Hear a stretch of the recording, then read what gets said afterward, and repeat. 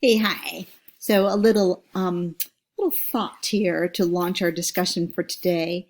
Was I was listening to CNN the other day, and there's a news report from this particular study, and it is something I thought we would look at some results. The interviewer I heard was with Jean Twenge, and she was talking about this is the Institute for Family Studies at the Wheatley Institution. I believe it's in San Diego, where she was at least. And she was reporting on some positive quarantine effects for teens' mental health.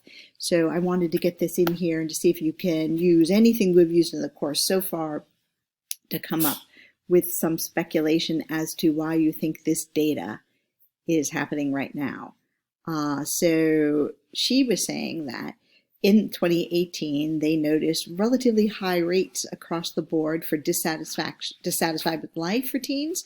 Teens reporting they were lonely, unhappy, and depressed. So this has been the narrative about teens for the last more than 2 years, but we can say for 2 years from this study.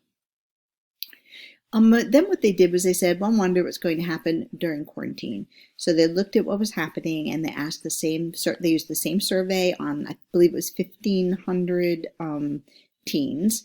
And what they found really surprised them. To their delight, you might say, while they were 2020, they were quarantined from school. They were home, in other words.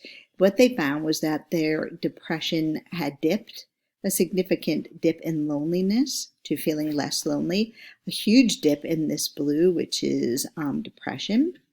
Only, let's say, 17% were reporting depression versus over 25% before quarantine.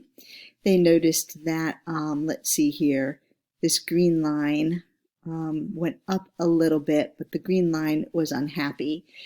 So they were a little bit more unhappy, but not terribly unhappy, and we had gains on two of the measures. So what are we to make of this? What happened during quarantine? And if you want to go into the chat bar, you can type, why do you think teens actually were faring better across a few of these measures?